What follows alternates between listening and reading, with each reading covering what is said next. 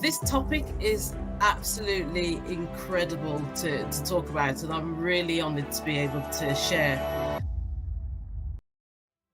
I'm not a traditional educator, so my education has come through the business corporate side of life. And I was asked, actually, I think it was Joshie that asked me, well, how did you know that you wanted to be an educator? How did that happen? And I told him the story, and I'll just share it with you quickly, about finding your purpose and your passion. You know, the thing that gets you up out of bed in the morning, the thing where time just slips away, hours pass, and you just don't even realize that it's passed. You're energized, you're motivated, your passion just flows from you, and education has always been in my life, throughout my whole career. This topic is absolutely incredible to talk about, and I'm really honoured to be able to share reclaiming the future through education. I'm going to talk about the critical role of education, and it's not just about our students, it's about society as a whole. Let me start by just saying that my experience when I started working, I was 13, and I lived across the road from a retail factory.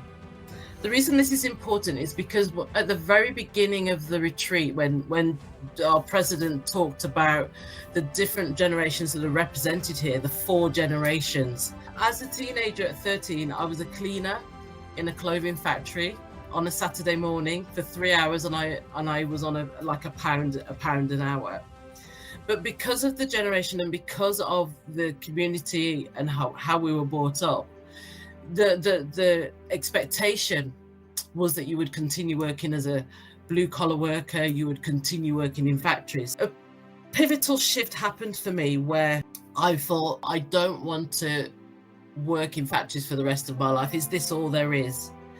And the reason the power of education strikes a real nerve with me, a good nerve, is because it was education that helped me to make that shift and create a new path and a new journey, which has actually led me here today. I went off to university and I ended up doing my degree in business and psychology.